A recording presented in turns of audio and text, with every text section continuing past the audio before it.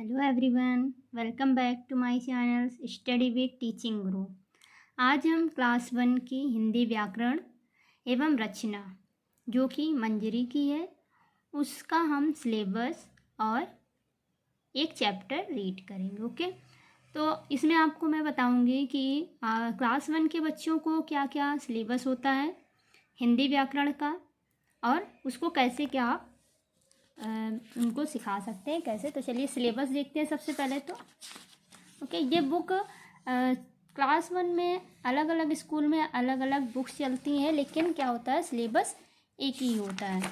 Okay, तो सबसे पहले तो हम लोग विषय सूची देख लेते हैं क्या क्या सिलेबस होता है। तो सबसे पहले है भाषा, वर्ण, संज्ञा, सर्वनाम, विशेषण, क्रिया, वचन, लिंग, विलोम शब्द, पर्यायवाची शब्द, अनेक शब्दों के लिए एक शब्द, शब्दों के शुद्ध रूप, निबंध लेखन, कहानी लेखन और लास्ट है पत्र लेखन। ये क्लास 1 के बच्चों का सिलेबस है जो कि हिंदी व्याकरण में वो लोग पढ़ते हैं। ओके, चलिए सबसे पहला हम चैप्टर लेंगे भाषा। भाषा क्या होती है, किस प्रकार उसको समझ सकते हैं, क्या है। तो हम लोग चैप्टर 1 का एक बार रीड करते हैं और उसको मैं आप लोगों को समझाऊंगी। ओके, तो सबसे पहला लेसन है भाषा यानी लैंग्वेज। ओके, चलिए इसकी रीडिंग करते हैं। जब हमें किसी से कुछ कहना होता है तो हम बोल कर कहते हैं, अर्थात अपने विचारों तथा भावों को दूसरों तक पहुंचाने का माध्यम ही भाषा कहलाती है। यानी कि जब हम कोई भी बात किसी से कुछ भी कहते हैं तो वो क्या होता है, हम अपनी बात जब दूसरों तक पहुंचाते हैं तो उसका माध्यम क्या होता है, भाषा। यानी भाषा के थ्रू ही हम अपनी बात दूसरों तक पहुंचा सकते हैं।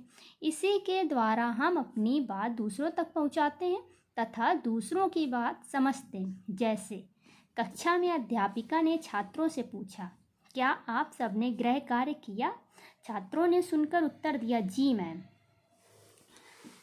ओके, यानी कि ये देखिए यहाँ पे एक अध्यापिका है जो कि क्लास में पढ़ा रही हैं और पूछ रही हैं सभी बच्चों से कि आप लोगों ने अपना अपना गृह कार्य कंप्लीट किया। तो बच्चों ने आंसर दिया, जी मैम।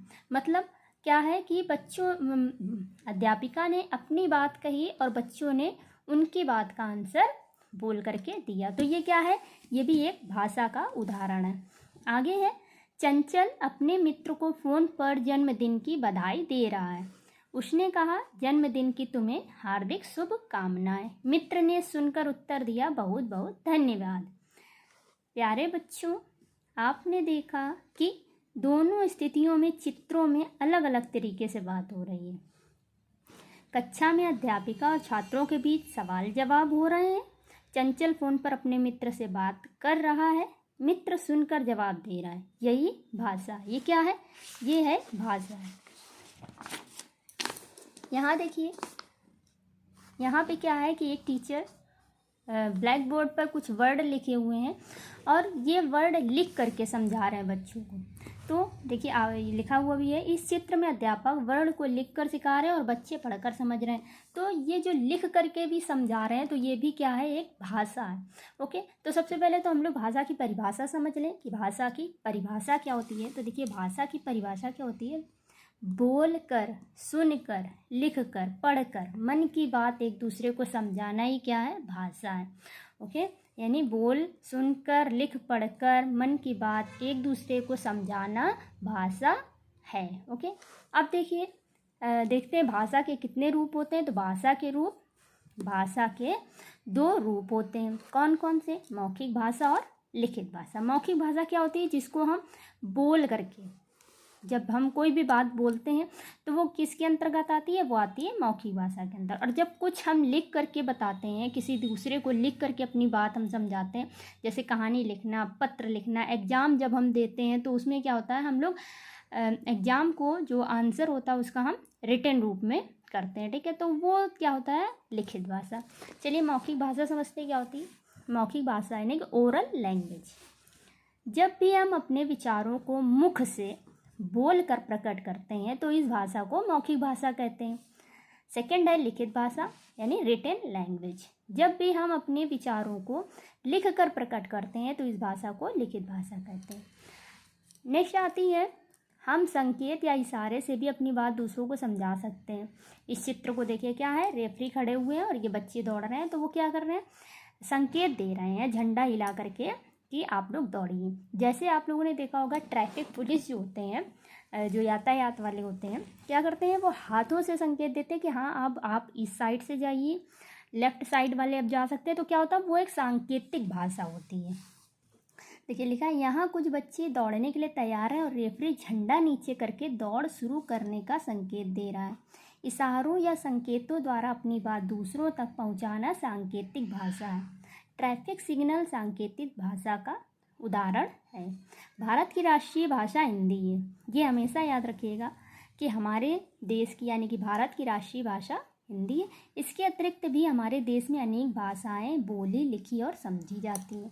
ठीक है, भाषा हिंदी है, लेकिन हमारे भारत जो है बहुत सारे राज्य हैं भारत में, तो अलग अलग राज्यों में अलग अलग भाषाएं भी बोली जाती हैं। जैसे हमारे देश में विभिन्न लोग भिन्न भिन्न भाषाएं बोलते हैं, जैसे आसामी, बांग्ला, बोडो, डोगरी, गुजराती, कन्नड़, कश्मीरी, कोंकणी, मैथिली, मराठी, मलयालम, मणिपुरी, नेपाली, उड़िया, पंजाबी, संस्कृत, सांतली, सिंधी, तमिल, तेलुगु, उर्दू, अंग्रेजी आदि।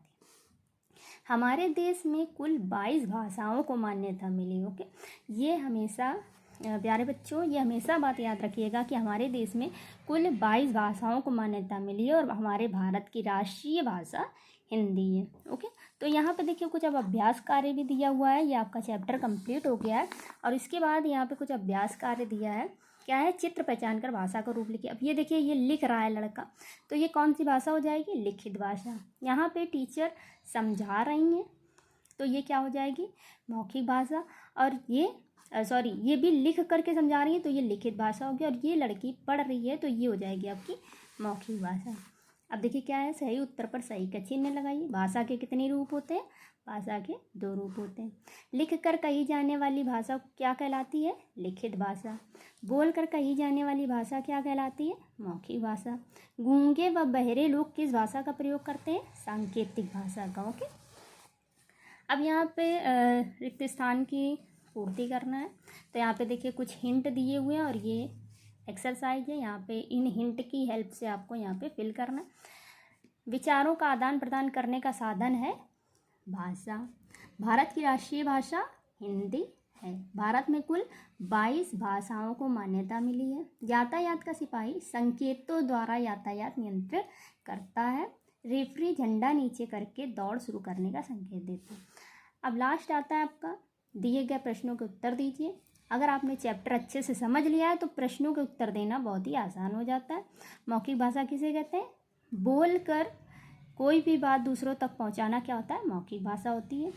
नेक्स्ट है लिखित भाषा किसे कहते हैं, तो लिख कर किसी को भी पत्र लिखना या लिख कर अपनी बात दूसरों तक पहुंचाने का माध्यम लिखित भाषा कहलाती है। ठीक है, ओके, तो आई होप आज का ये चैप्टर आप लोगों को समझ में आया होगा। और अगर ये वीडियो अच्छी लगी हो तो प्लीज़ लाइक करें, मेरे चैनल को सब्सक्राइब करें। Thank you for watching.